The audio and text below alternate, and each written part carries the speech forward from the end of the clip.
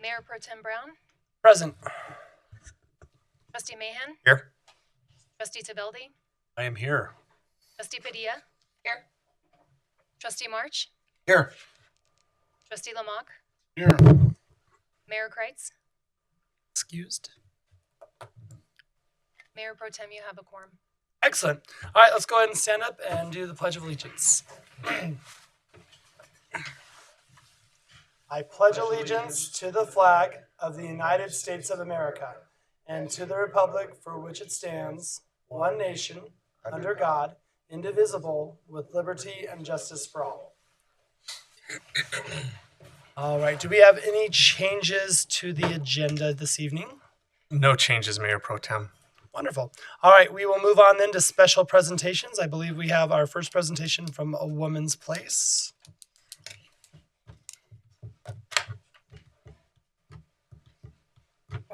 Hello, thank you for having me here.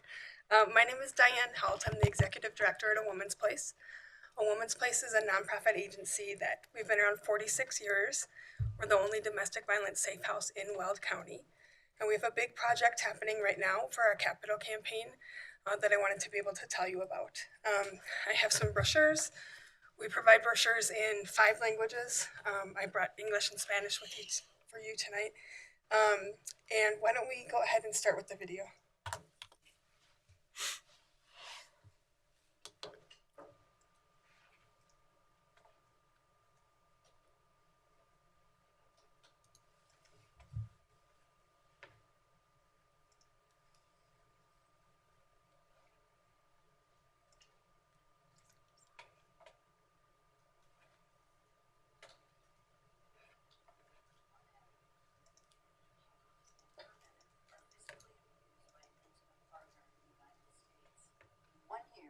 This equates to more than 10 million women. Imagine fleeing your home in the middle of the night.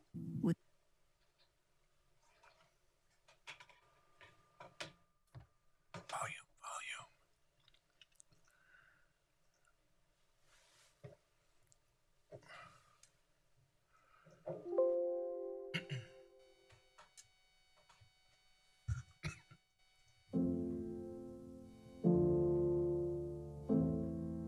On average, nearly 20 people per minute are physically abused by an intimate partner in the United States. In 1 year, this equates to more than 10 million women and men.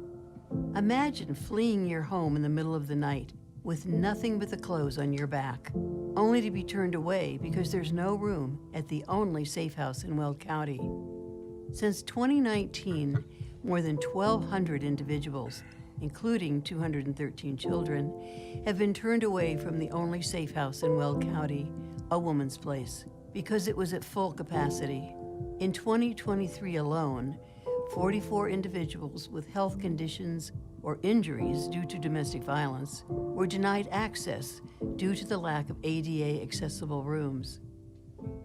Hi, my name is Diane Halt. I'm the Executive Director at A Woman's Place. Our work is confidential, so I can't show you the faces of the brave survivors that we help. But let me tell you about one survivor. We'll call her Nicole. It was 2 a.m. in the middle of a thunderstorm. Nicole had just escaped abuse, running through the mud to her neighbor's house to call the police. They brought her to A Woman's Place for safety. When she reached us, she was soaked, she was barefoot, and she was terrified.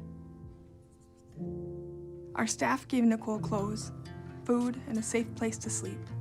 She was so grateful for the simple things that so many of us take for granted. A warm bed, a hot shower, and a pair of soft slippers. With our support, Nicole received free counseling. She transferred her job to a new location, and weeks later she moved into a safe apartment of her very own. A Woman's Place provides emergency shelter and crisis support. We help with safety planning and case management, legal advocacy, employment support, help with housing advocacy, behavioral health support, youth services, counseling, and community outreach and education. A Woman's Place empowers survivors like Nicole to rebuild their lives. But the reality is, we can't always help everyone. In the past 30 years, Weld County's population has tripled, while the number of emergency beds has stayed the same. With just 8 bedrooms, we've had to turn away countless individuals in their time of need. To meet this critical demand, A Woman's Place has launched a capital campaign for a new safe house, one that will double their capacity, with 16 bedrooms, all of which are ADA accessible. They will have a kitchen and dining area, living room area with a technology center, playrooms for children, and increased security features to ensure the safety and comfort of all who seek refuge there. We've already raised a significant portion of the funding we need for our new building project, but we still have a long way to go to reach the finish line, and we need your help. By investing in this project, you're not just building a structure, you're providing hope and safety and a chance for survivors like Nicole to rebuild their lives. Remember Nicole's story and the hundreds like hers. Together, we can build a safe haven for those in our community who need it most. Your investment is a life-saving and life-changing gift that gives hope to survivors for a better future.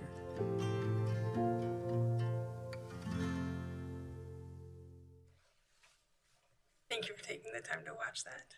So as you can see, we have our capital campaign going on right now. The cost of the building is $5 million. We have $78,000 left to raise. We're almost at the finish line. I'm going around Weld County to all of the different towns to remind you about the project, let you know, please refer people. We work closely with the police, and we've done training with the police here in Frederick, and please continue to refer people, and also a donation to the project would be amazing. Every city I go to, people say, which other cities have donated? Dacono gave us $2,500. They're the lead gift. We have proposals in front of the city of Greeley and the city of Evans right now too. So any donation would be helpful, just to be able to say that that you guys are in support of the project. Let me tell you a couple other really quick comments. So we serve between 300 and 400 people a year in our emergency safe house. Besides that, we've done a lot of prevention training in the last couple years throughout Weld County. This past year, we served 850 teenagers for our teen dating violence training. There is so much violence going on with the teenagers, and to be able to educate them and to stop the violence before they get older and they become adults is huge. And so we've been working really hard with that. And I think that that's an area for us to continue to improve and continue to build, because that's the future of Weld County, making sure that the kids have healthy relationships so that we can stop the abuse eventually. So do you guys have any questions for me about the project or about A Woman's Place? I've been with the agency for 6 years. I'm passionate about it. I'll leave the contact information. Please let me know if you have questions or think of anything. I'd be happy to talk with you. What's the new building gonna add? You said you had 8 currently, so I think it was in there. I just missed it. No problem. It was fast, and yeah. No, right now we can serve 8 families, and it'll double our capacity, so we'll be able to serve 16. Yeah, which will be huge. And also, it's mentioned this quickly, but we're the only safe house in Weld County, and in our building we have 1 room that's ADA accessible. So this week we turned away 2 people who need a safe place to stay. They're survivors of domestic violence, but they can't do stairs. One of them is 8 months pregnant with pregnancy complications. The other one just had knee surgery, and we can't help because the building doesn't have accessibility. And so that's in the new building, all of the rooms will be handicap accessible, which is going to be huge. That's a real need in a lot of counties, but in ours too. And it's in the city of Greeley. It will be in the city of Greeley at a confidential location. Yeah. Well, for me, thank you for what you do, for what you've done for the past 6 years and what your organization does. It's vital, and I can't imagine kind of the day-to-day emotional toll that takes. So thank you for doing that work. I guess for me, the questions that I have are in terms of Frederick residents specifically. Do you have more information? And I know I definitely don't want any confidential information shared, so feel free to just say no. Yeah. So, but in terms of kind of Southwest Weld County in general, because Greeley is, 45, 50, 60 minutes away, depending on what part of Greeley. Mhm. So just maybe speaking to that. Yeah, so in 2024, we served 6 families that were from Frederick proper. I don't have all of the South County, but typically about 30% is South County. When we include like Fort Lupton all the way west, it's about 30%, I would say. Yeah, Said you served 6 families from Frederick 6 last families from Frederick proper. Yep.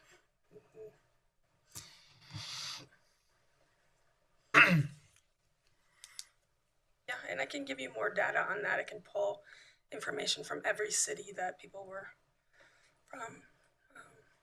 Ryan, can we just get can you email that information to us, Sure. or at least Thanks, me? Patricia. Because I do a lot of Weld County work. So I'd like to, I don't know, maybe create some other interest from some of our ag clients and things. Yeah. So do you want all of the do you want Pierce, none, all of them? No. I just want Just the South? information of what you're, like that slideshow. Absolutely.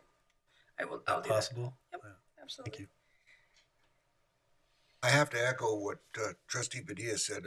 We are a family that has had to deal with domestic violence in the worst terms, and so I know how devastating that the whole thing is. So, and thank you for doing what you do. It takes special talent and special people to do what you do. And I also echo what Trustee DeValdi said. Is there a way that you can send us some information? We don't need names or anything like that, places or anything, but just some information as to the number of people that you've helped in the Tri-Town area, if that's possible, Absolutely. and send it to all of us, because we all have to vote on the decision whether or not to bring funds to you. And it's obvious we like to make sure that if we're going to spend our taxpayers' funds, we know what it's for and so forth. So just a little more background. Absolutely. Be happy to do that. Yep. Thank you. And also, let me say, our biggest partner is the police, and we work all the time with police throughout Weld County, who are phenomenal and bring us people that need so much help, and we're happy to help. And so, thank you for supporting the police also, because that's our number 1 partner, and number 2 is the hospitals. So. All I can say is I agree with what everybody has said on the board. And I appreciate the job that you do, the difficulties that you encounter on a daily basis. I just need some more information. Sounds good. I think part of the challenge with our agency is it's easy to focus on the trauma and the stress and the violence, and really, I hope the video also showed the hope in just how we're able to help people rebuild their lives and move on, and that's awesome. And so, as hard as the hard days are, like we had a new family come in today, struggle. But to be able to see them when they move into a new apartment or get a new job, it's amazing. So, yeah. All right, I will send you more data. Let me know if you guys have other questions. Thank you so much. Thank you so much for Thank your you for the time. presentation. All right. And now for item B, Flight 629 Memorial and Unsung Heroes Across America, Inc. Mayor Pro Tem, it appears that they are not here tonight, so Okay. we will follow back up with them to see if they want to come at another time. Perfect. It was really interesting. Yeah, I never heard of it. I know. I mean, what was it, 50 something? 55. 55. Well, to tell you or give you an idea of how traumatic that was, I was only 6 years old when this happened, but to this day, I remember my father was just going crazy when this happened. It was on the TV, and he went insane because somebody blew a plane up with people on it, and it really was something for the people of Colorado. I mean, in 55, we really were a cow town. So, you know, it was amazing how important that became. And I was shocked to see that there's nothing at all concerning this incident. Because, I mean, it was really bad. So, I do have some concerns about this whole thing. So, I don't know if we need to talk about them now or wait till they get a chance to come and see us. No reason to now, right? Yeah, I would recommend we'll follow up with them again and see if we can get it on the January 28th meeting. Yeah, that'd be perfect. Thank you so much. Thank you. All right, we'll move on to public comment then. This portion of the agenda is provided to allow members of the audience to provide comments to the Board of Trustees. Please sign in and you will be called. If your comments or concerns require an action, that item or items will need to be placed at a later agenda. Please limit your time of comments to 3 minutes. Do we have anyone who wants to speak tonight?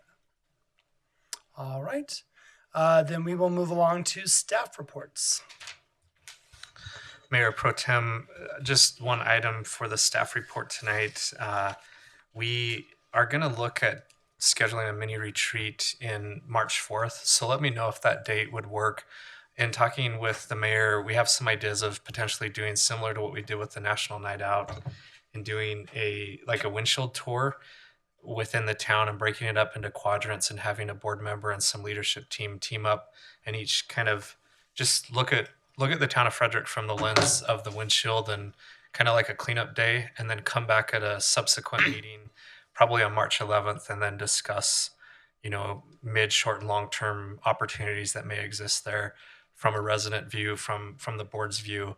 So we will get that booked. Just let me know if there's anything over the next week that you see that would prevent from that, and then we'll look at another time, probably in early or mid-March, to get that accomplished. All right, so yeah, we'll make sure that everyone checks in with you individually and sees if there's anything. Well, I keep seeing King Super just being built at an amazing rate. Can I get a little update on that? Just a fun update? Very short. Question. Very short. Perfect. Don't want to waste love. Appreciate the opportunity, Mr. Mayor Pro Tem and Board of Trustees. The information that we have is that they are still tracking for a May opening. That kind of happens in two parts. The current developer that's building the building for them has to turn the building over to King Supers about 2 months early, so that way they can go in and finish the rest of the inside, stocking shelves, painting, decorations, all the things, training employees and everything. And so that will come quickly. And you, to your point, Trustee Taveldi, but yeah, that's not too far off where they're going to be looking for the ability to transition that over to King Supers. I mean, given the speed, everything's had to go pretty smoothly. They're pretty happy. Seems like it. I mean, our building officials here seem like happy customers right now. Good deal. Yeah. Yeah, so they're rocking and rolling. You saw the fuel centers really going, and then the inline retail buildings are going as well. And we have several folks that are waiting to get their permits issued until those retail buildings are done. So it was fun to see it. Yep. Thank you. Thank you. Anything else for staff reports? All right, we will move on to consent agenda.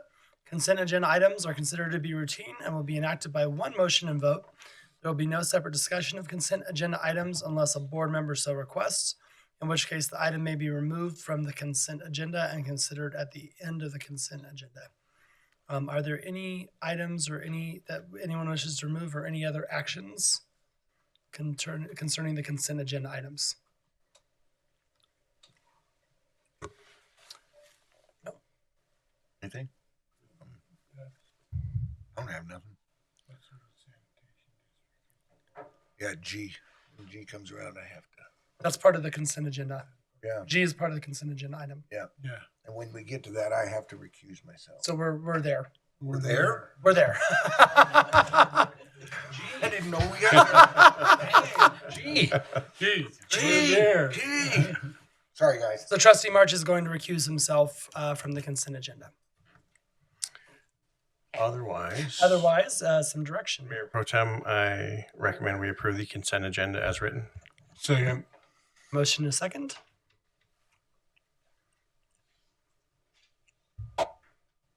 Trustee Taveldi? Yes. Mayor Pro Tem Brown? Yes. Trustee Lamont? Yes. Trustee Padilla?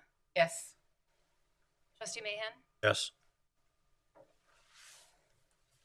Trustee March? Is recused. Motion passed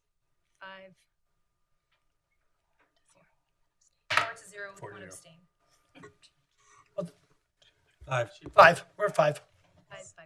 You're right. All right. We can invite Trustee March to come back. Can't he just plug his ears? Just not vote, right? I mean, if there's no discussion. Right. I think he could have stayed in Right. here. He must have wanted to snack. Not to dispense legal advice publicly, because I try to avoid that. But generally speaking, Okay, then. the very presence of someone who's recused themselves can cause the issue to be tabled. Oh, that's baloney. Lose some influence. Not me. All right. We will go ahead and move on to our action agenda, and we're going to start with action item H. And that's Sarah. Sarah, welcome. Good evening, Mayor Pro Tem and Board of Trustees. We still say Happy New Year. It's too late, right? Why not? No, Say it until I'm okay with it. You can wish her a Happy New Year if you have. Happy New Year, Sarah. See? Must be too Doesn't late. even register. It's too late. Out of control to Veldy over there. Is it still New Year? Well, this is our first time being back together, so I feel like Happy New Year is okay. That's fair. I actually don't have anything to do afterwards. So. Son of a gun. All right, so back again before you today for final consideration is the new water rates study, as well as the proposed 2025 water rates. This falls in line with the strategic, reliable, and sustainable infrastructure. We definitely want the town to be able to pay for the infrastructure and make sure that we can continue to provide high quality water to our residents and our customers. This is a vital part of the strategic plan for the town of Frederick's water. This is what helps us do all of the great work that we do here at the town.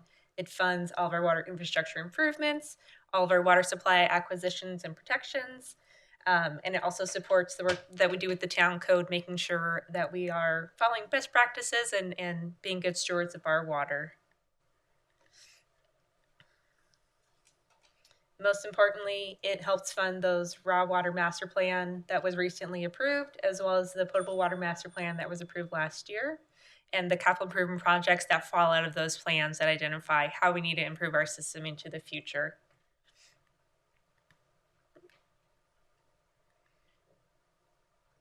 So we have been doing some good work at the town by implementing some rate increases proactively over time. Starting in 2015, the town began a 5% increase every year that helped the town to stay more competitive with our rates compared to the cost that we were seeing to maintain our system and improve our system. In 2022 to 2025, there was a significant increase in the treated potable water purchase over previous rates, as well as increasing in cost for all of our projects. 2025 and on, we're going to see a large increase in the cost of the Northern Integrated Supply Project.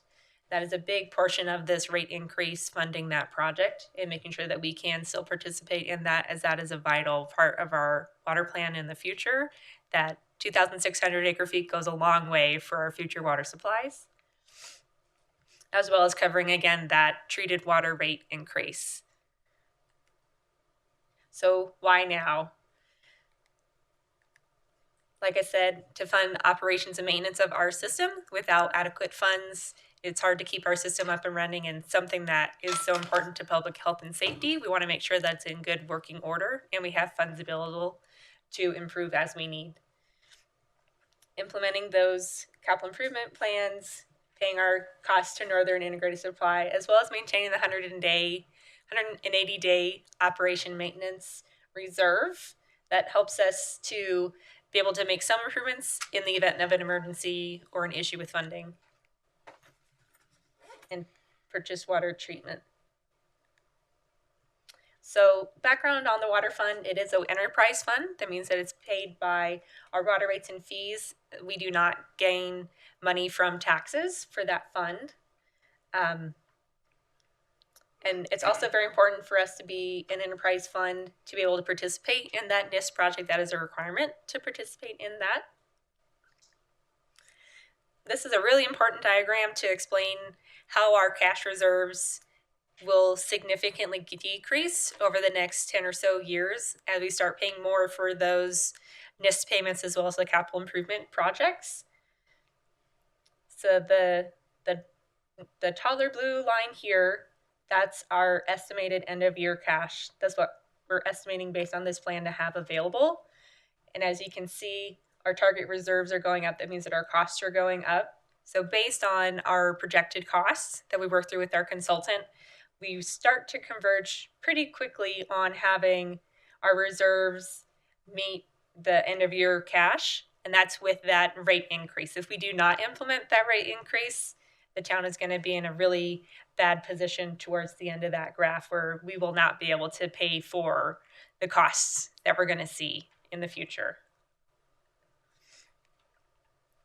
As this is understandably a very significant impact to our community, we've been working with communications to get the message out that we have been working on a water rate study, that we are estimating a rate increase to happen in 2025. We've made that information available through a lot of information put out through all of our social media platforms as well as on the website with a fancy table that shows people, depending on how much water they use, what they could expect their bill to be for the next year. We will continue to do that as well as provide additional information as we do every year about our water conservation projects. We do understand, again, that this is a big impact to our residents. We want to make sure that they are fully aware of all the programs that we have available for them to conserve water at their property. We will continue that conversation. The intent of that proposed rate increase is to go in effect for the February billing cycle. If we do delay it any further, then it's going to be coming up on the irrigation season, and it's much harder to communicate ahead of time to make people aware that that change is coming once you get closer to that irrigation season. We want to give people plenty of notice. This table shows the proposed rates as well as the proposed base rates. Right now, the base rate is proposed to be less than the current base rate, and that's because we're changing how that first 5,000 gallons is going to be assessed to residents and customers. Previously, that base rate included the first 3,000 gallons.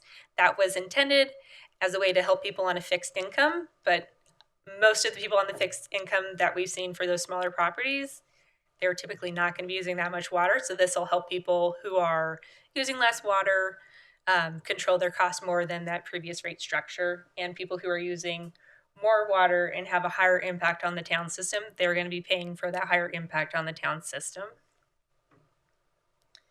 We've also included our special ratepayers, the school district, the Carbon Valley Rec District, Prairie Green Subdivision, as well as our bulk for potable for construction water. So when people see those water trucks driving around on the east side of town, they fill those water trucks through hydrants and they are paying the town for that water.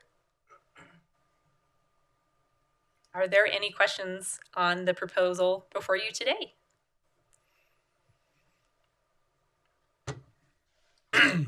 Sarah, it's my understanding that we've been sending out some preliminary messaging to the community. We've shown them a hypothetical bill. What has the general response been, if any, to those? Have we had a high level of complaints? Have we had, just kind of trying to gauge where our community is right now with those who've been paying attention? So we have a communication form linked to that page. I think we've only seen one or two come through, and it was just people filling in their preferred options.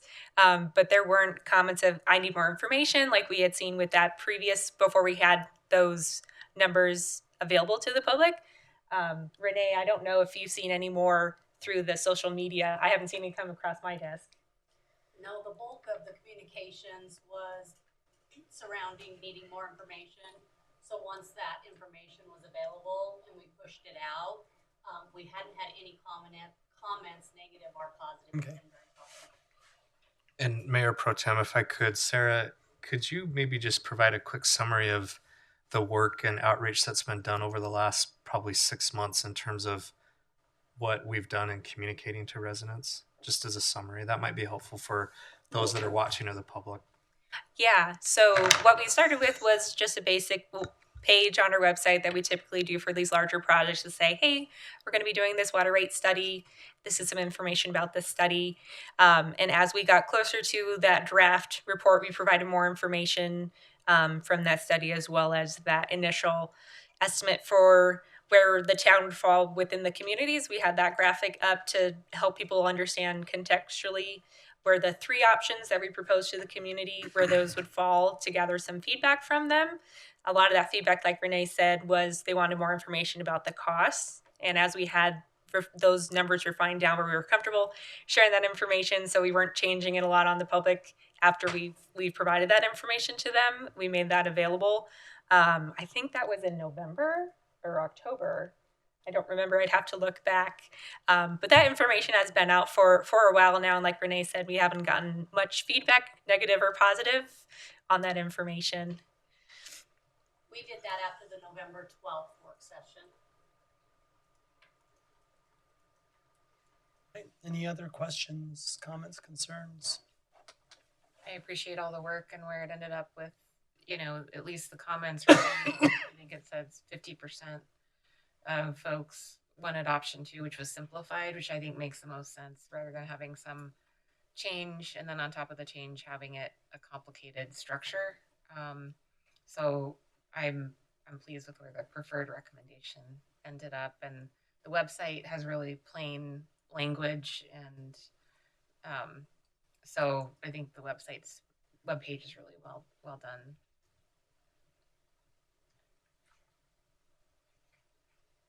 All right. If there's no further questions, thanks, Sarah. And we just need some direction. Yep. So before you today, there are going to be 2 resolutions. One is for the approval of the water rate study, and the second one is for approval of the fee schedule amendment for those new rates. And do we need to do each of those separately? Or can we do that as one motion? You can do it as one motion. It's fine. Perfect. All right. Mayor Pro Tem Brown, I would like to recommend approval of Resolution 25R08 and 25R10, water rate study adoption and fee schedule amendment. Second. All right. Motion in a second. Trustee Mahan? Yes. Trustee Tabildi? Yes. Trustee March? Yes. Mayor Pro Tem Brown? Yes. Trustee Lamont? Yes. Trustee Padilla? Yes. Motion passes 6-0. Perfect. Thanks, Sarah. And just to go on record with everyone, it's just always good for the public to know that, we're going to be affected by these things too. We live here and we share the burden that's going to come from that. But we know that in the long run, it's going to make the town of Frederick operate better and be able to survive further in the future. So hopefully anyone who starts to read this and gets upset will realize that we're not doing this from afar. We're in the middle of it with them. Thanks for all the hard work, Sarah. Thank you. All right, moving on to action agenda I.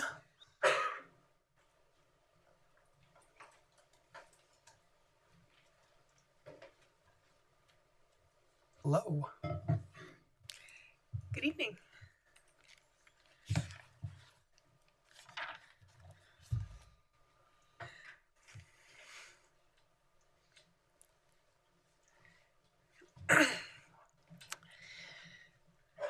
Hello, Mayor Pro Tem and Board of Trustees.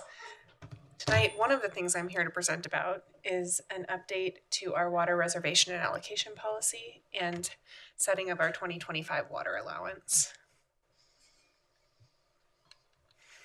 This policy ties into our strategic goals of strategic, reliable, and sustainable infrastructure as it relates to the allocation of our water supplies. and our strategic goal of community and economic vitality as it relates to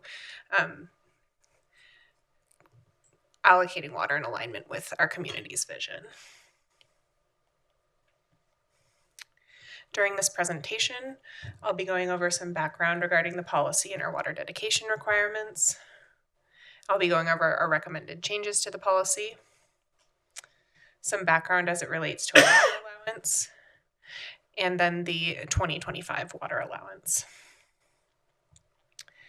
This ties into our overall water plan. Under the town code section, as you know, we have 3 overarching categories: our water infrastructure plans that Sarah touched on earlier.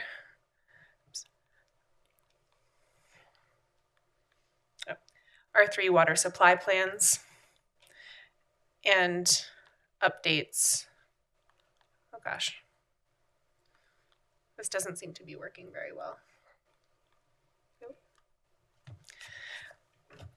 The policy is related to an update made to our municipal code in 2023. That's what I was going to say if I could reveal that section. Some background about the policy. The first iteration of this policy was adopted on May 14th, 2023, and it became effective on August 14th of 2023. And in an overarching way, the policy provides the town with a decision-making structure, ensuring that we dedicate our water resources in accordance with our community's needs and vision. Additionally, the policy states that the board will annually review the goals, standards, and procedures in the policy and update as needed in January of every year.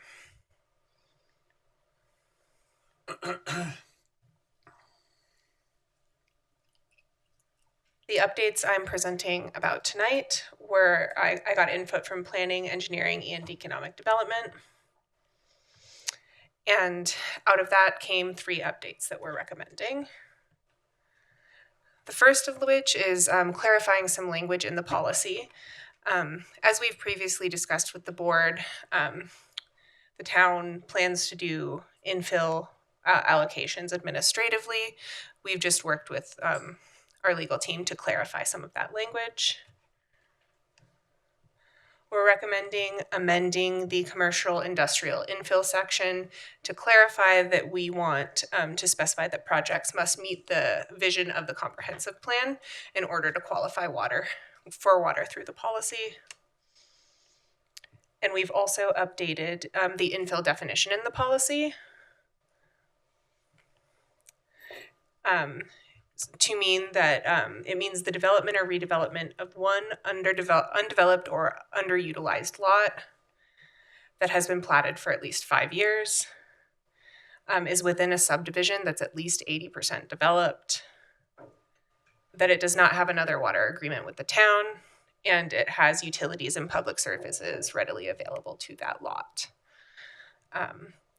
Next, I'm going to move on to the water allowance, but I wanted to pause to see if the board has any feedback on these items as it relates to the policy.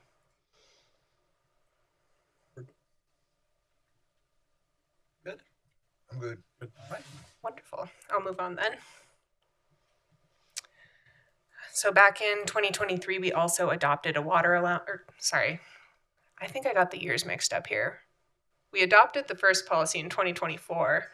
It's 2025 now. Okay. Yeah, thank you. Happy New Year's. I think I said it was adopted in 2023, but that's not true. It was adopted in 2024. So back in 2024, we adopted a water allowance with that first policy as well.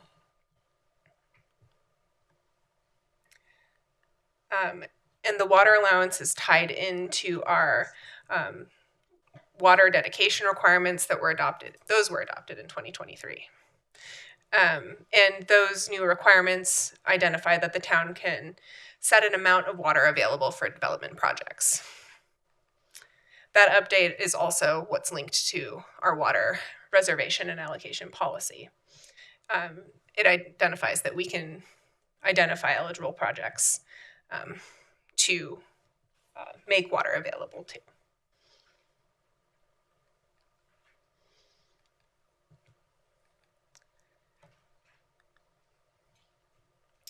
So the water allowance is simply the amount of water credits that are available for purchase through the policy. In 2024, we set a water allowance of 132 CBT units. And that resolution, as I mentioned earlier, didn't become effective until August 14th of 2024. So between August 14th and the end of the year, gosh, I really messed up the years here. I apologize. 9.21 CBT units were utilized. So that's not really representative of what a full year will look like, but just to give you an idea of what was used at the end of last year. What happens to the rollover? So we do a water supply planning analysis at the end of every year, taking into consideration a number of factors, changes in population, different subdivisions that have built out more and things like that. So we'll recalculate it every year. It doesn't actually have a rollover. It's just redone. Yes. Yeah, to make sure we're still accurately capturing how the town has changed year to year. So we did that analysis again at the end of this year. And that resulted in 154 available CBT units. This is the total amount of available water in our portfolio currently. And just a reminder, it is part of the town's water supply planning to purchase 30 additional CBT units every year.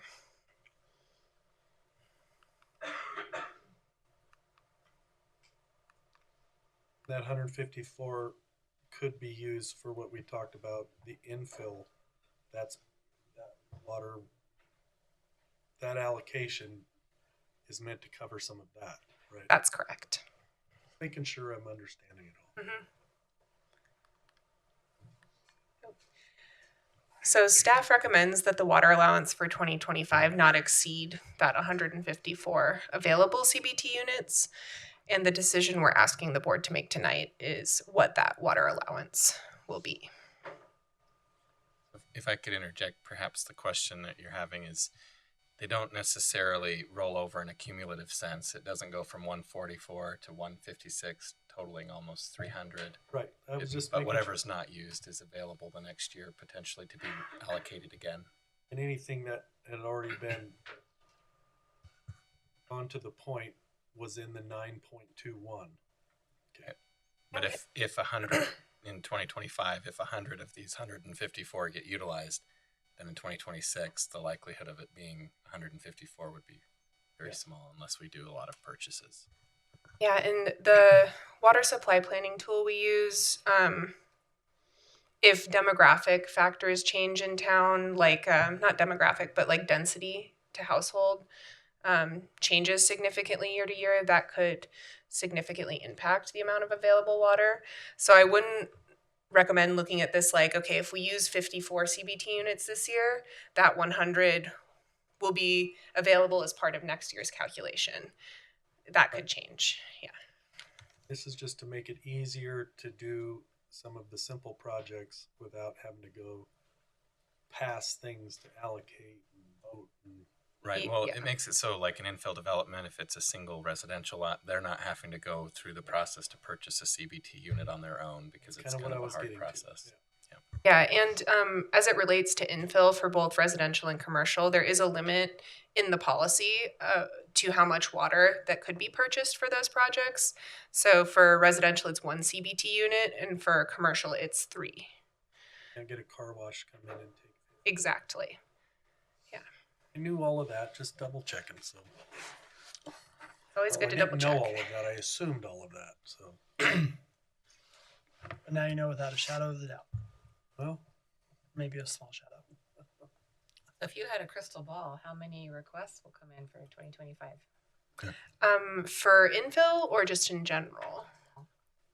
In general, that's something, I don't think I've been here long enough working on development to have a good finger on the pulse of that. Does anyone have any thoughts? In terms of economic development type projects that would meet this allocation qualification, target industry clusters, specific types of retail restaurants. If you have a good year, or like a great year, I'd say 4 or 5 potentially. I think back to a couple of years ago, 2020.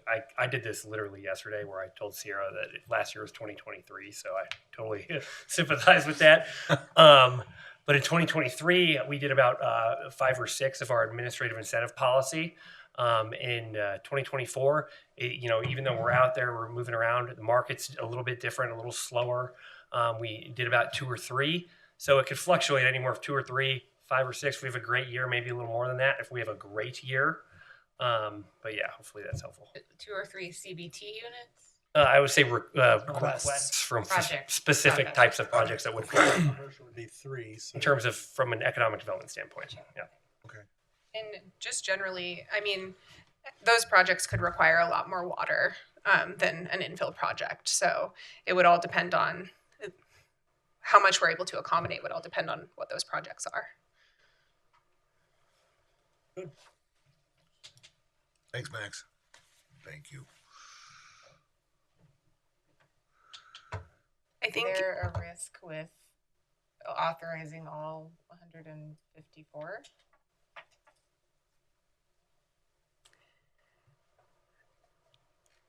I think the tool is just an estimation, a way to estimate the amount of available water based on assumptions we're making, generally speaking. So I think there's always a level of risk, but we did use conservative assumptions or good planning assumptions for that. And last year we did allocate the entire amount of available water we came to you with, for context as well.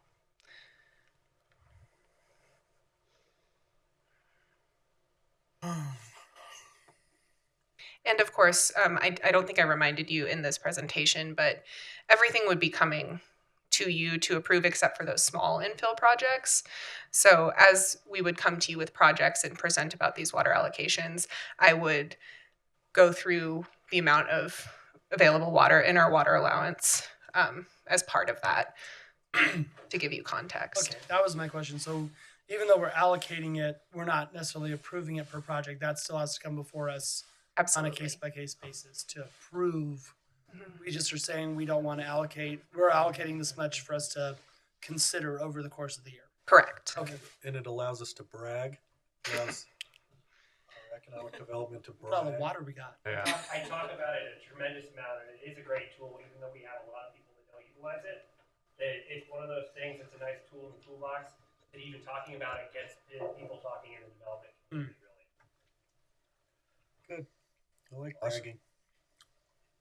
Brian, did you have something that looked like you were... I was just going to mention Mayor Pro Tem and Kylie. I think that was the key point, is that tonight isn't like a end all mean all. I think we'll have the opportunity to come back and provide updates throughout the quarter, and if that needs to change, we'll keep the board informed. So, and perhaps Kylie, I don't know if you have a recommendation from the staff side as similar to last year to just do the full allocation, or if you have a strong recommendation one way or another might be helpful as well. I would be comfortable on my end with doing the full allocation of available water, especially considering we'll be coming to you regularly to discuss this. Also, just as a side note, I'm more than happy to do maybe like a quarterly memo, information memo about this with a little update and summary of what we've completed so that you can keep an eye on that moving forward. Don't need that. Don't need that? Okay. Agreed. Heard. Just everything you explained, and the fact that Trustee Taveldi is good with it makes me okay with it. So I'm good. You'd be hard pressed to use that much. Yeah, that sounds. But I think it is a benefit to kind of go Right. around and go, hey, we got 154 CBT we can use for economic development. Challenge accepted. Looks good. We have a lot going on. We do. 154 units. Yeah. Not 155. But And of course, we always round down if there's a decimal in there. So 154.63. Thank you. All right, excellent. Any other questions or comments? Yeah. So I believe in the resolution, I put 154 units as a placeholder.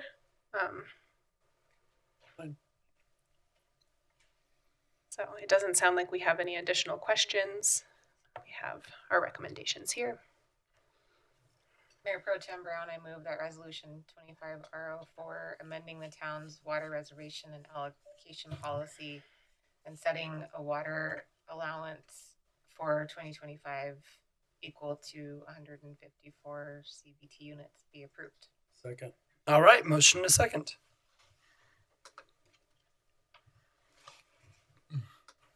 Mayor Pro Tem Brown, Yes.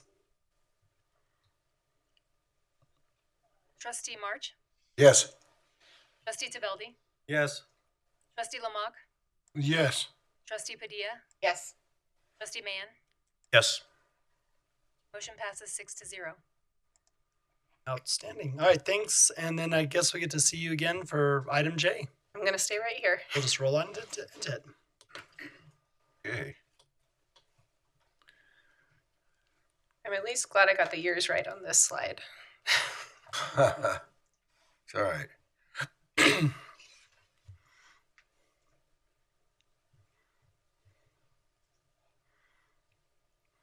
I've written 2024 a couple times.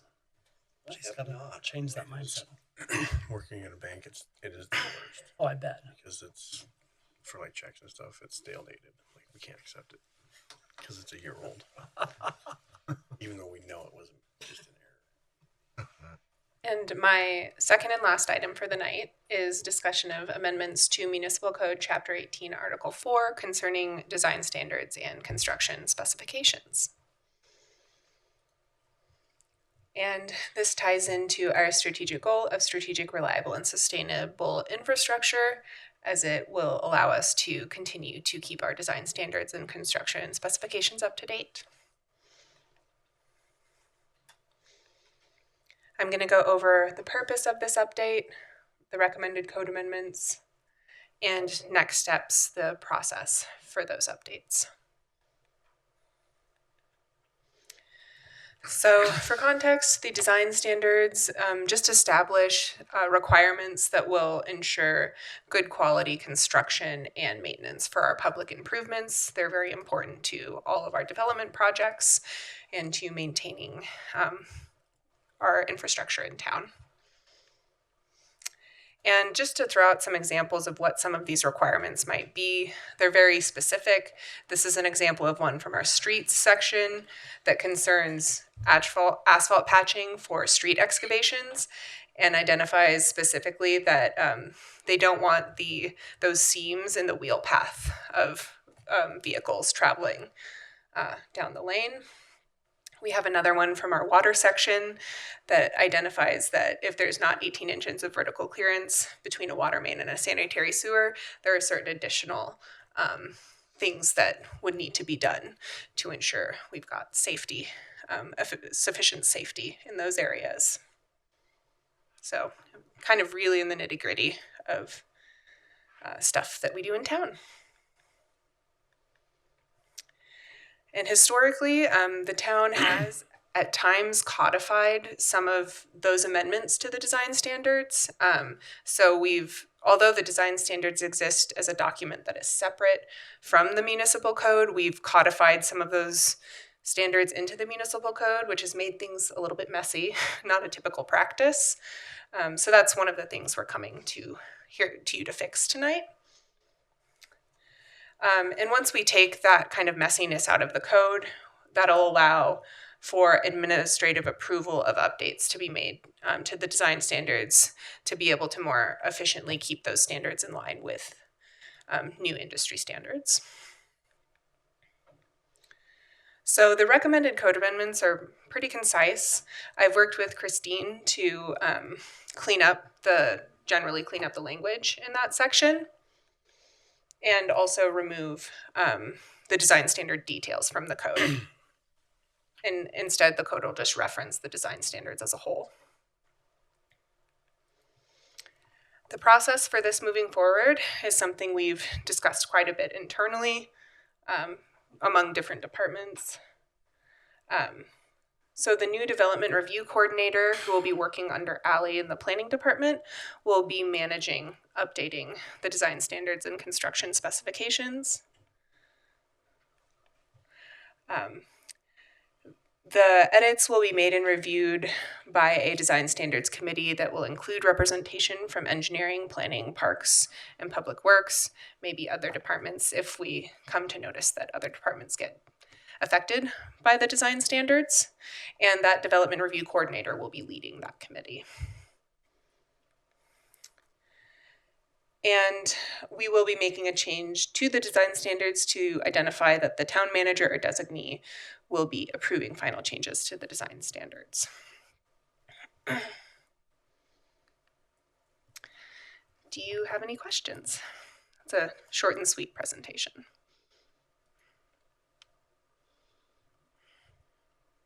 Fine. Right. So my only concern would be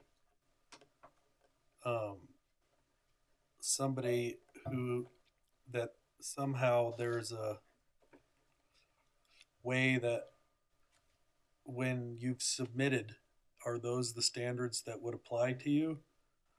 Or can the standards change during the process of your project? So the way we've typically handled code updates as they relate to projects is that if you had, correct me if I'm wrong, submitted before the code amendment went into effect. It was as long as it was considered complete. Correct. If we get a complete application on a matter, the law as it exists in that time is what applies, and we wouldn't be able to retroactively change. And that's clear. That's not like something that can be it is a gray area. Oh, God, no gray area. That's it. Thank you. And something I meant to mention on the previous slide is that we had talked about also soliciting feedback from the development community on drafts of these standards. People might have good input and different perspective on that they would like to contribute, and also properly noticing when those standards do go into effect to make sure the development community is aware of what's going on. We wanted to take the approach not necessarily to follow state or federal counterparts where we have to publish things for months on end and belabor what could be an easy, quick fix, but also make sure that the development community or those affected have the opportunity to tell us, hey, you missed this gigantic thing, or otherwise, and then also provide that notice. To be part of their application for their license for the 3 years.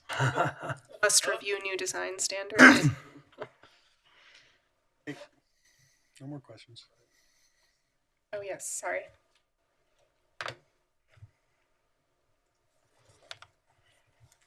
All right. Some direction then.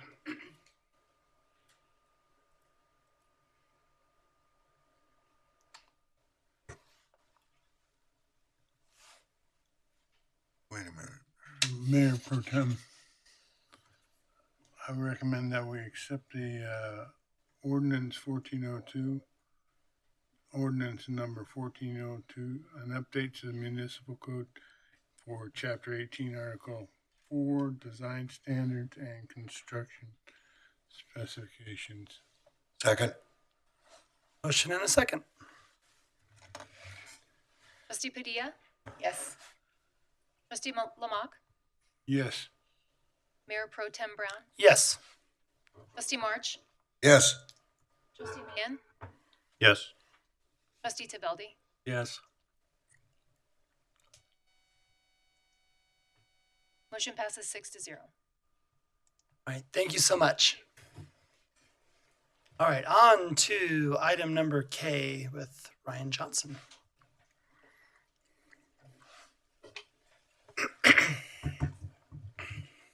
Good evening, Mr. Mayor Pro Tem, Board of Trustees. It's good to be with you all, talking about the strategic plan and bringing an opportunity for readoption of the strategic plan.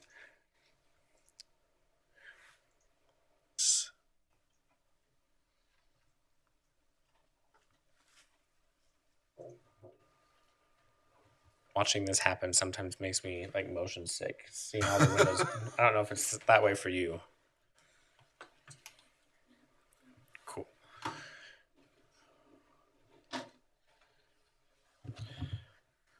right. So before you is the 2025-2026 proposed strategic plan.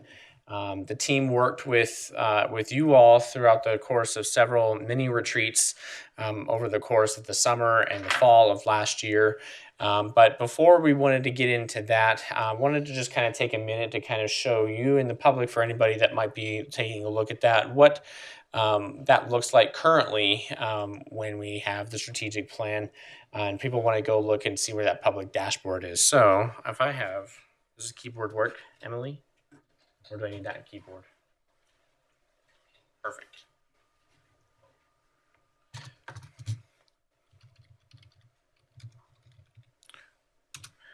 So if you go from our website, you can then navigate and go, oh, our mouse doesn't like me.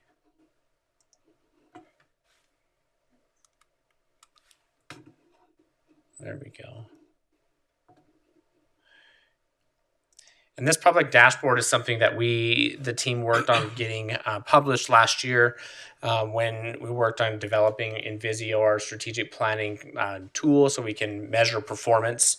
But on here, you can see the focus areas, the 6 focus areas that are published, and then you can go ahead and see previous updates, so you have continuity to see how things have moved throughout the years. But if you go to the strategic plan public dashboard, it then takes you to this more dynamic input where you can then click on each focus area and learn more about the items that are contained within there. So if you were to click on safe and secure, you would see the most recent updates and iteration of everything that we've provided to you in reporting throughout the last year. Now, next month, I believe we'll be coming to you all for sort of the end of year wrap up of 2024, because that's when the books will have closed financially and everything will have posted to our accounts, and we can then push another update under the how the strategic plan ended.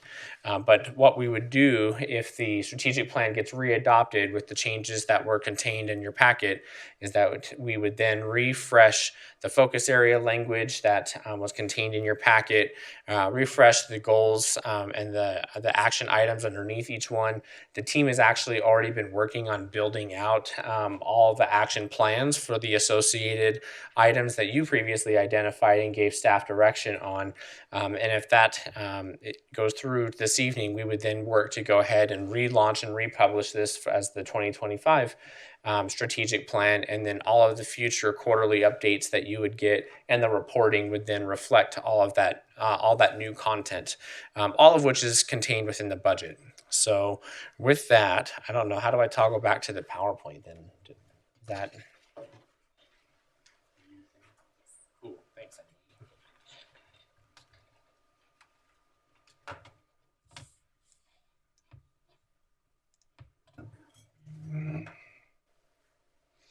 All right. So this PowerPoint wasn't as dynamic as the dashboard itself or the website, but was meant to be a little bit of an anchor to kind of draw our attention to what those changes are in the strategic plan. Uh-oh. Clicker's not working. Perfect. So this was the 2022-2023 strategic plan. You've probably seen and are familiar with the various action items that are included underneath that plan, many of which were completed and then have been since removed, some of which are continuing on into the future years because they never really end. A good example of that is our dedication and commitment to the community to be good stewards of the public safety sales tax dollars that came from that voter-initiated measure several years ago. That's not really going to sunset. And so that's something that would continue forward. But an example of something that was completed is the comprehensive plan, which comes off and drops off of the list. This is the one-page sheet, and then all of the boards and everything you see in all the town facilities, the ones that get used at the tour and talks, and then the website would then be updated to reflect this content here. So there are several new things in here. that or have been adjusted things. One of those is in language regarding increased emphasis on the downtown. In fact, you can even see on the community and economic vitality, the last sentence under the main description says that Frederick celebrates its downtown and regards it as a gem in the region. Again, trying to echo back the narrative and the comments that you all had as a board of trying to place that increased emphasis on the downtown. One of the things you would see on here that's also an adjustment is the completion of the downtown plan by mid 2025, among many other things. An example of some stuff that is remaining the same, I talked about safe and secure regarding the public safety sales tax initiative, but several things have little tweaks in that as well. One of the ones that I think really speaks to some of the comments that we had heard from the board under the fiscally responsible governance focuses on is number 6.2, really getting into a regular mode of doing policy updates on our procurement procedures, our purchasing procedures, our employee personnel handbook, all of which are things that if we don't update them routinely and regularly become out of date and kind of stale pretty quickly. And those are things that we recognize as a team that we want to put on a schedule for updating and keeping them current. Another one that really was identified is 1.1 under the effective, efficient, and strategic government operations, really working to help make sure we have a parks win, a streets win, and something that we can then use our a downtown win, but something that we can then use our political capital to help show the community that we're really trying to listen to them and listen to the needs that they're identifying to you all and to us throughout the community.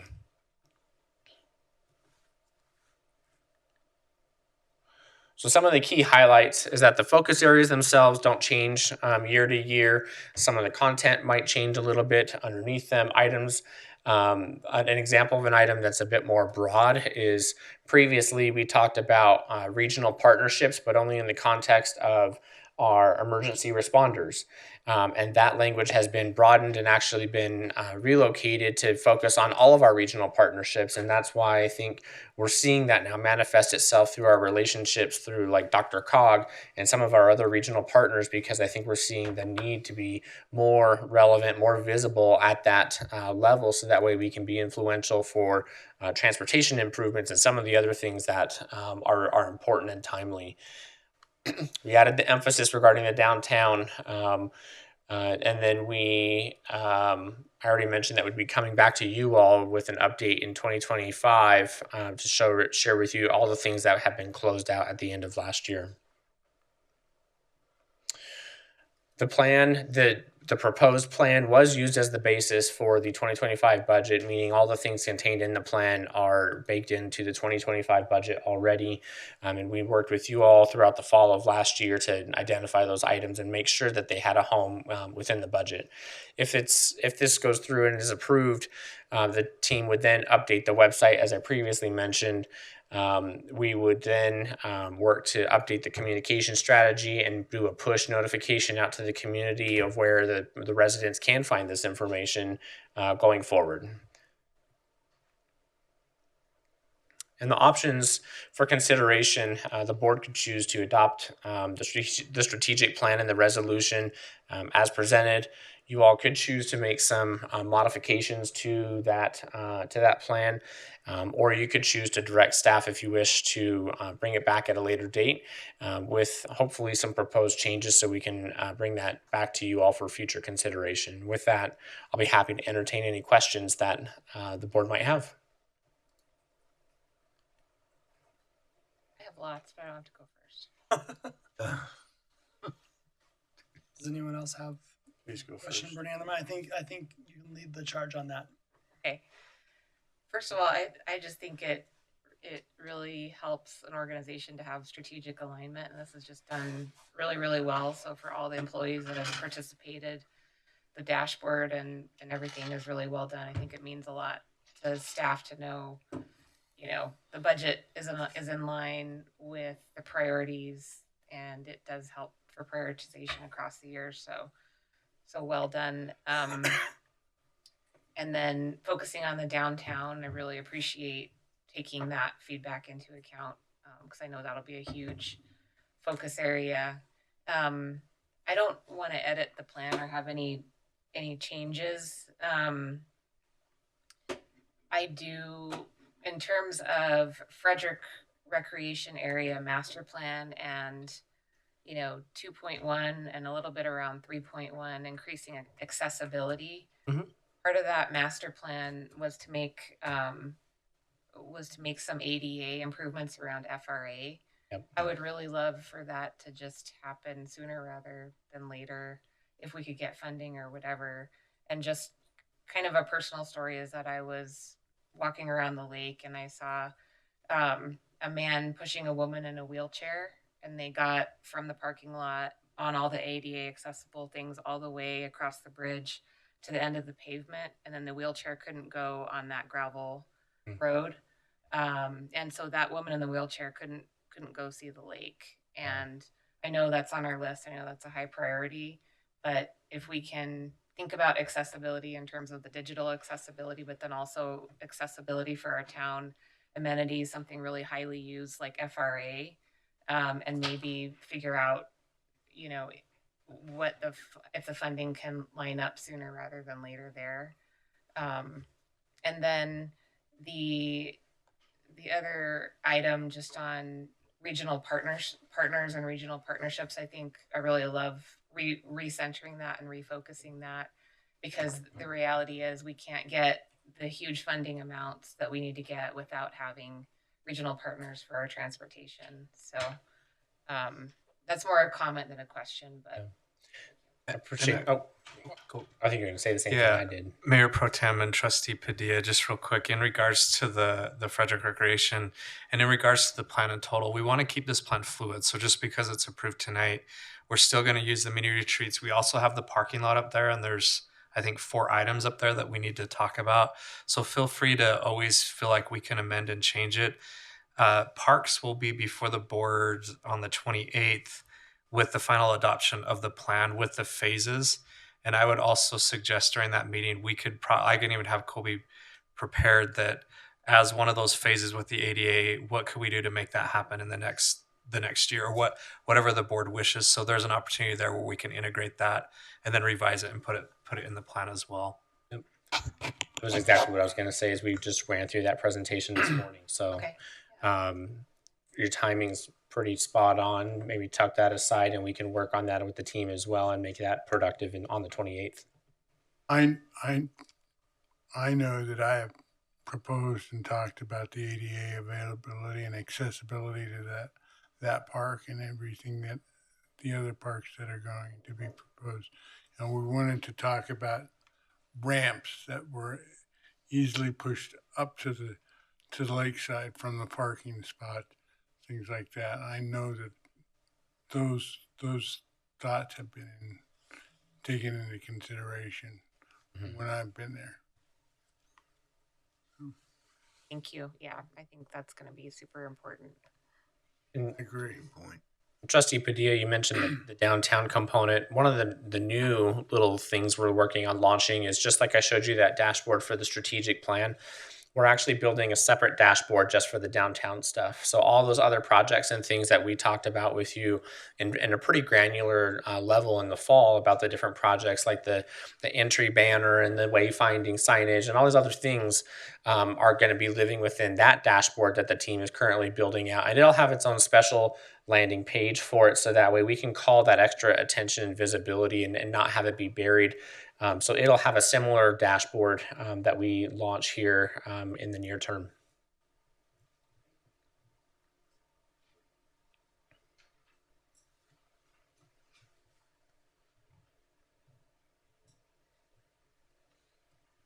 Other thoughts, concerns, questions?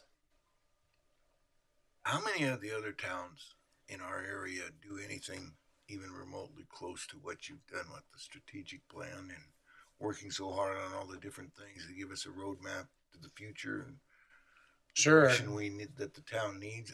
I don't know that I've seen anything as good as what we've been created here. So Appreciate that comment and that feedback, Trustee March. I'm not familiar with the Tri-Town region, if they're doing this at this level. I am familiar with other municipalities in the greater kind of metro area that do similar things. But I'm not in the immediate area. I'm not aware of any. I don't know, Brian, if you're aware. No, I would say that it definitely, we presented at a national conference when we first established this plan 2 years ago and received some, just in terms of notoriety. It doesn't mean it's a perfect plan. I think our next phase is to really start getting performance metrics that reinforce that. So there's more data decision drivens or decision. That's kind of where you see in the larger metro area. But up north, I think that there's usually a struggle with putting together these plans. And I think it speaks to the board as a collective body in terms of working together and driving this plan and getting that feedback from the community. And that's really where it's taken root, and we've been able to accomplish that. So I think it falls back on the board and their great work in collaborating to present this plan and get this plan to where it needs to be. I see these, and when it's all said and done and we're going in the direction we need to go, I just think it's quite an accomplishment to see that, and I'm glad to see it keep it going. Thank you. Also celebrating what fell off the list and what was completed, and it's a good, it's a lot of work to have something checked off. Thank you. Amen.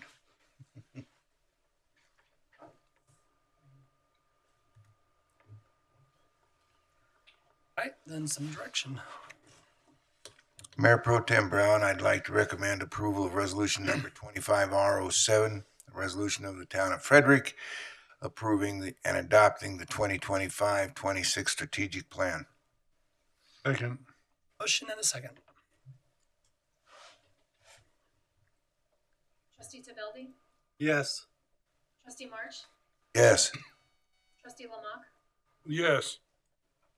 Mayor Pro Tem Brown? Yes. Trustee Padilla? Yes. Trustee Mahan? Yes. Motion passes 6-0. Thank you. Thank you. Thanks, Ryan. Now we'll move on to our last item, item L, and Maureen is coming to present for us.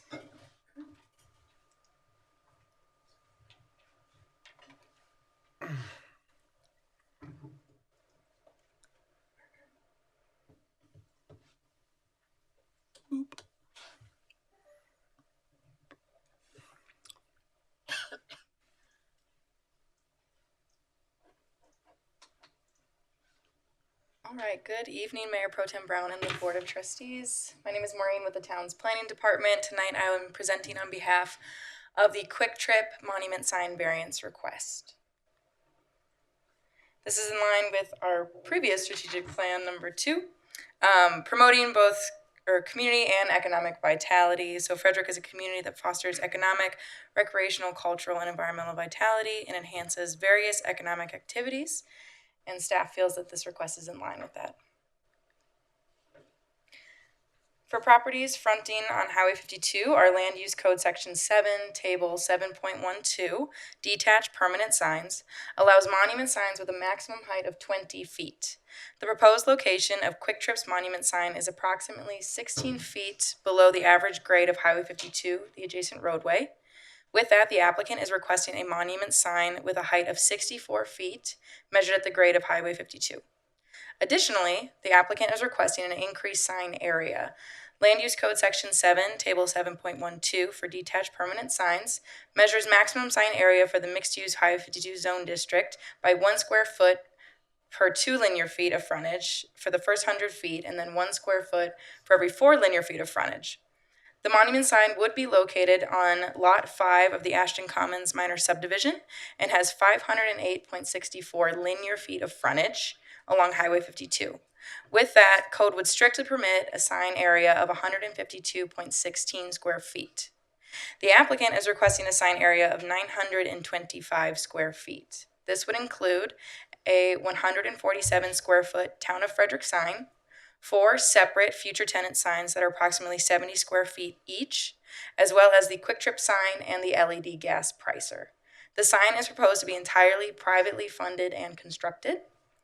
As stated in my provided report, the intent of this request is to allow for potential customers traveling on I-25 to have enough time to see the retailer sign and make a safe maneuver off of the interstate. This is a vicinity map of the Ashton Commons minor subdivision location. Highlighted in red, the navy blue box is the approximate location of the sign, once again fronting onto Highway 52. This is a screenshot of the administratively approved Quick Trip convenience store site plan, once again showing the approximate location. The next slide zooms in just to show it would just be south of the detention and approximately a foot off of the property line, which does comply with our land use code as far as setbacks go. And lastly, just to help provide a visual aid of the 16-foot grade change, this is a snapshot of the approximate location fronting on both I-25 and Highway 52.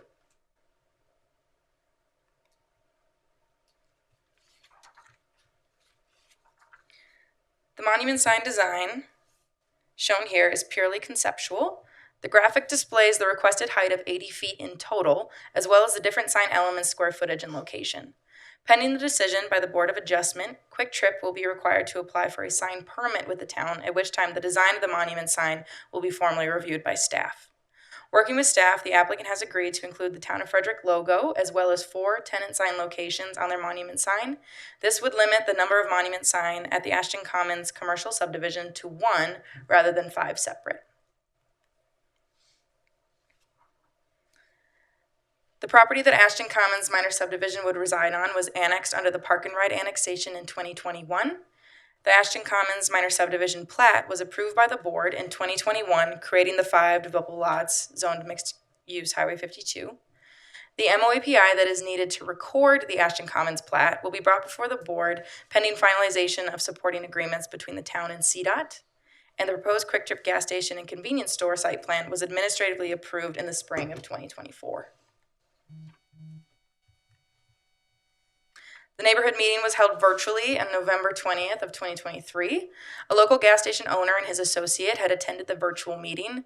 This gentleman had comments regarding already existing gas stations, unnecessary competition between Quick Trip and the existing gas stations, as well as potential congestion of traffic along Highway 52.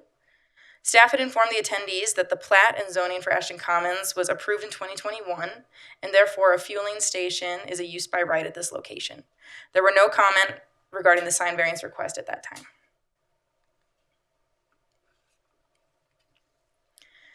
The variance review criteria. Staff believes that to a degree all 8 of the review criterion for a variance application have been met. The recommended motions for our Board of Adjustment has the option to approve with conditions, or deny the proposed resolution.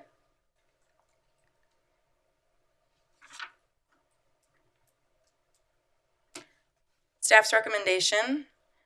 I recommend the approval of the variance with the following conditions. 1, require a stone base that matches the approved stone on the Quick Trip convenience store building that was administratively approved. And 2, require the monument sign columns be wrapped in the same stone as the approved Quick Trip convenience store building.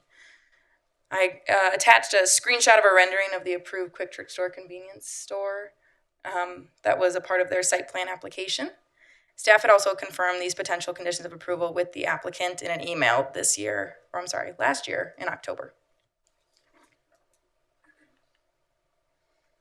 I'm available for any questions. Our applicant, representative of Quick Trip, Brittany, is present tonight to also provide a brief presentation and answer questions.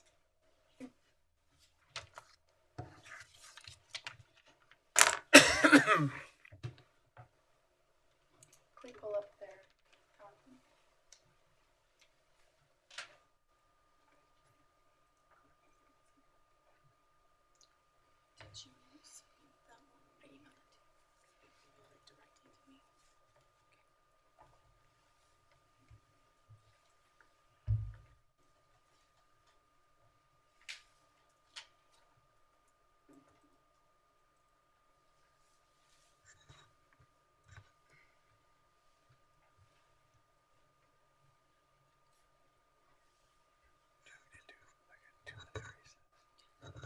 Mayor Pro Tem, can I suggest maybe we do a 2 or 5 minute recess? Sure, I think that'll work. We'll split the difference and call it 3 minutes. Okay.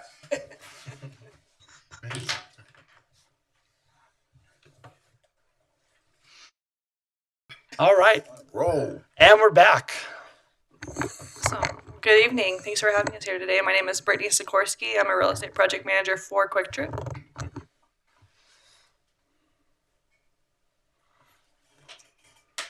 Maybe. There it goes. As Marie talked about, we're at Highway 52 and I-25 frontage, the CDOT facility. A few facts about Quick Trip. So we are a privately held company.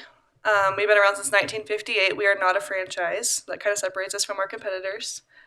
We are 15 years on Fortune's top 100 best companies to work for, top 100 privately held companies. Each store creates 20 new job locations for the city in which we serve. So we're looking to hire residents of Frederick. In the history of our company, we have never laid a single employee off. I think that's huge, especially during COVID when a lot of people were getting laid off. We were actually thriving. The average store manager salary is $100,000 per year, and the entry-level assistant managers start at $55,000. Quick Trip contributes 5% of its profits to charitable organizations in the communities in which we serve. Recently, we just made a big donation to Denver Police and also Porchlight. And then Quick Trip is also a national safe place for endangered youth. Here's some pictures of us investing in the communities in which we serve. Store security is usually a big thing for residents in the community, so we take pride in that. Our stores are monitored 24/7, 365 through our headquarters in Tulsa. Each employee will wear a belt clip alarm on their belt, and if anything happens in the stores, they push those. On the screen that you see here, it'll pop up big, and they'll contact the police and handle that how they need to handle that without alarming the person who's committing the crime. Upkeeps are done every 30 minutes to check our parking lot. So every 30 minutes we make a lap around to make sure there's nothing going on out there that's unsafe. And then we also have a good relationship with local law enforcement. We offer free refreshments to police officers. And then our parking lots are well lit and to deter criminal activity. Here's just some pictures of how good our camera system is. I hope you guys had dinner because we have some fresh food slides coming up. We are a convenience store, but 3,000 square feet of our building is dedicated to fresh food. So here's some pictures. Oops. And then just some pictures of our stores. I'm sure you guys are familiar with our Firestone location.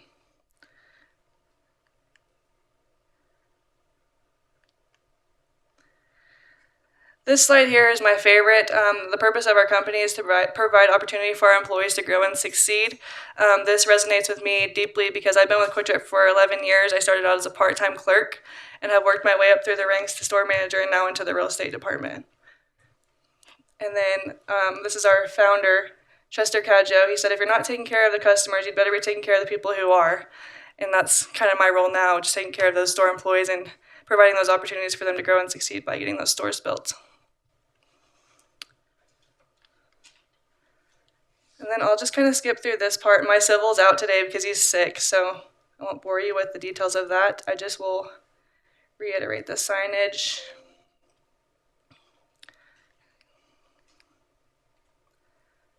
Our elevation. And then so here's what the sign would look like heading north on I-25 and then south. So I know there was a little bit of concern of us blocking the visibility of the adjacent properties high-rise sign, but as you can see here, you still have great visibility to that.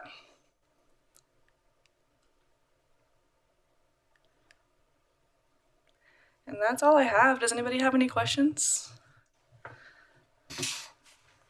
Not for me. Good. No, thank you. No? We're good. Yeah. Awesome. I did have one ask. I know in the conditions of approval, Maureen stated about us having a like faux brick all the way up to the top of the monument. Is that something that could be negotiated, or could we just leave it steel wrapped? No, that's kind of a. I would probably defer that question to the staff in terms of our land use code and some of the guidance the staff would provide for that.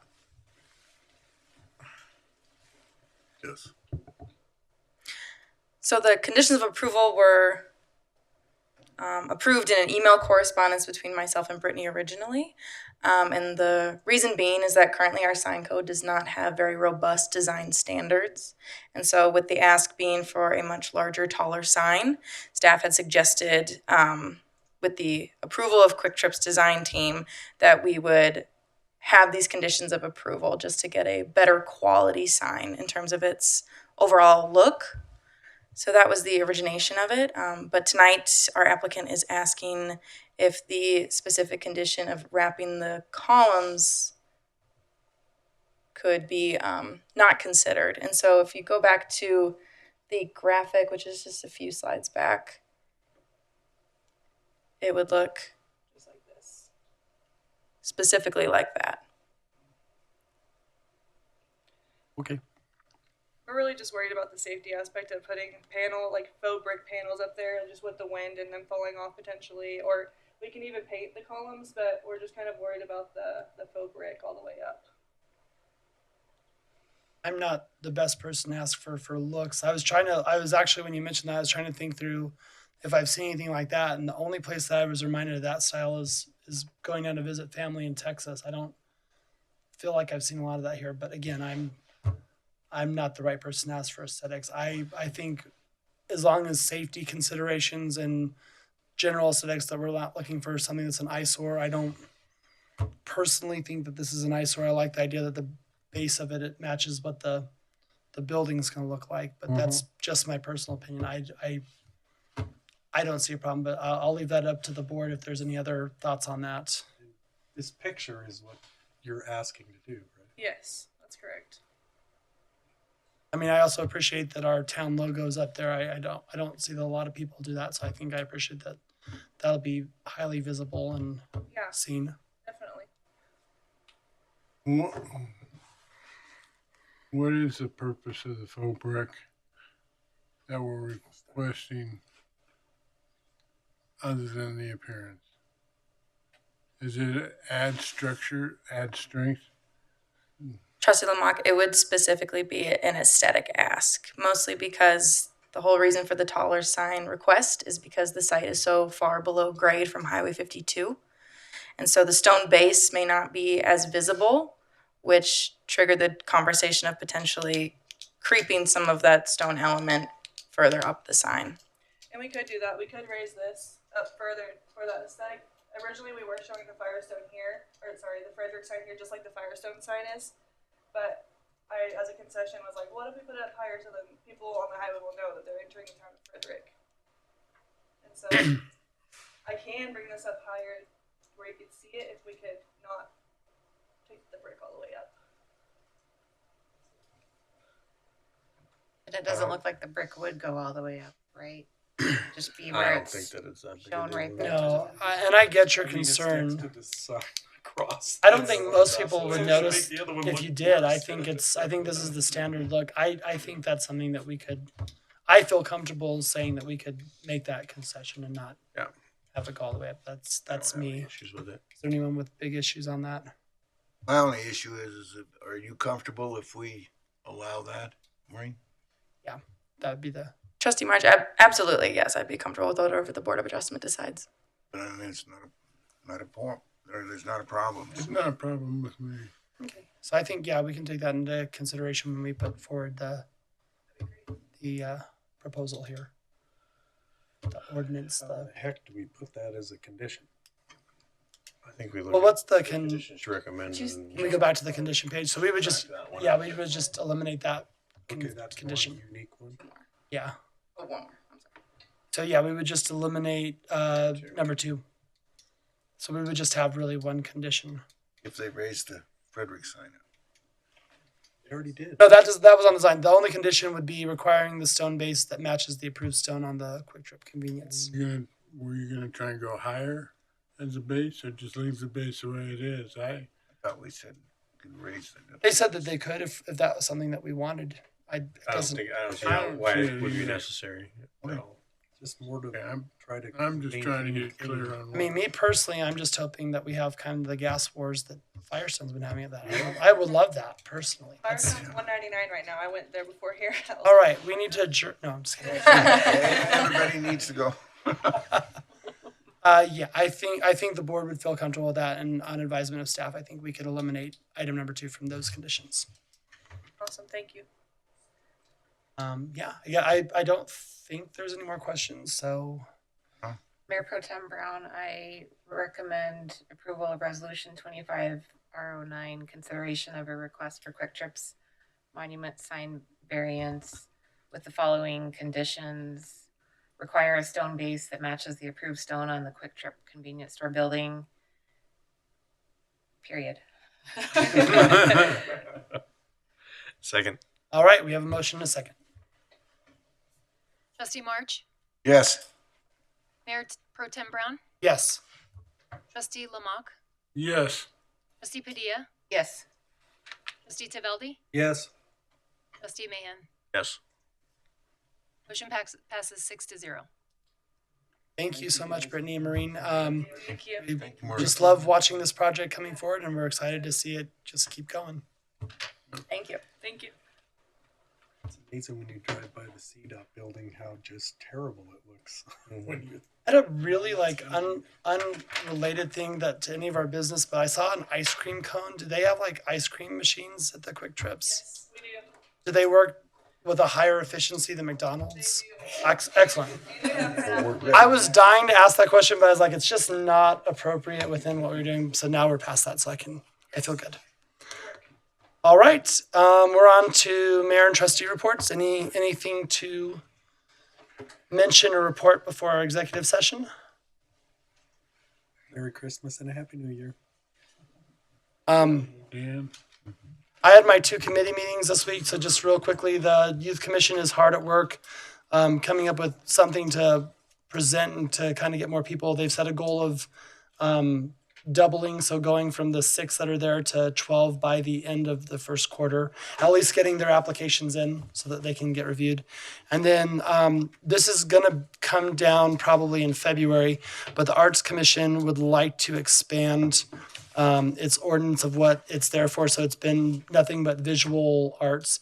They want to expand that, so they put some requests for wording in with Emily today on adopting their mission statement. That's going to eventually have to come back before the board, and we would have to change their ordinance for them to actually officially operate in that capacity. But I know that Emily's going to take it to staff, their recommendations, talk to the legal department, make sure that we are on board with that, and that'll come up in the future when all those things are in the right order. They do have to have that come back before them next month if it's written to approve that, and then it'll come back to us at some point. And just as an initial thought as it regards the code in general and language that we put in there, the board can take a couple of approaches to that. You can adjust the ordinance so that scope is very clearly memorialized in code and therefore easier to see but harder to change, or you can try to remove some of those specifics so it makes it more flexible into perpetuity. So generally speaking, we like to provide flexibility so that future boards can do with commissions and committees as they see fit. That being said, unlike most of the committees, commissions that we have, the Arts Committee actually does have funding that they advise the board on how to spend the money. You all are responsible for the budget, so it may make sense to keep some of that specificity, but certainly we're willing to work with the board on what you'd like to see moving forward, if you'd like flexibility or if you'd like kind of to memorialize those things. But we'll come back to you at a later date with that.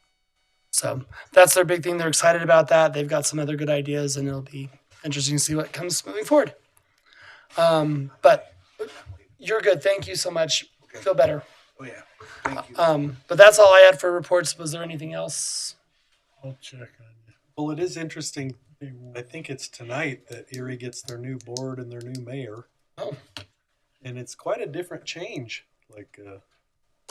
it's an old previous mayor and some interesting stuff that they seem like they've kind of made a little change in there. So it may be worth thinking about doing things with Erie if we wanted to. Now wouldn't be a terrible time, but it'll be interesting. Would the board entertain or want to do a joint study session at some point with them this year? We have 52. There has been some work. We do meet with their staff and their manager regularly, as well as Longmont, and there's interest to come to the table with money for 52 to solve some issues. I think you have the right people in there. Okay. Now, potentially. Yeah, I'm all for working with people in the region. I mean, we obviously want to work with our neighbors, and that doesn't tend to work out well. But the more regional support that we have out here, I think Meade would also be a good group to work with. Again, we don't directly connect to them, but they're part of the region. They're part of decisions that will help this area grow. And I think the more cooperation that we can make with other boards in the region, maybe that will awaken our neighbors to consider coming to the table and being a little bit more cooperative than the relationship has been. And especially on 52, which is just gonna have to be something that everyone who's on it hammers, because it's just getting worse and there's no direct thoughts on it coming anytime soon, especially from the state. That's part of the reason that we're trying to go find federal assistance in some way, shape, or form. So yeah, more partnership the better. I'm all for it. I'll go and meet them anytime. Nothing from me. Are we good with the little break that we had to move just into executive session so we can keep the ball rolling? All right. Step out for just a second. I'll be right Okay. back. Guess not. That's okay. Quick thing, and then we'll read us in, and then we'll get moving. Hold on. Need a motion. We should read in first. We'll need a motion to go into executive session, and then we can take a break. Yeah, if we do that, then we can clear everybody out. And okay, so here we go. I move to go into executive session for a conference with the town attorney for the purpose of receiving legal advice on specific legal questions under CRS section 24-6-402 4B regarding NISP. Second?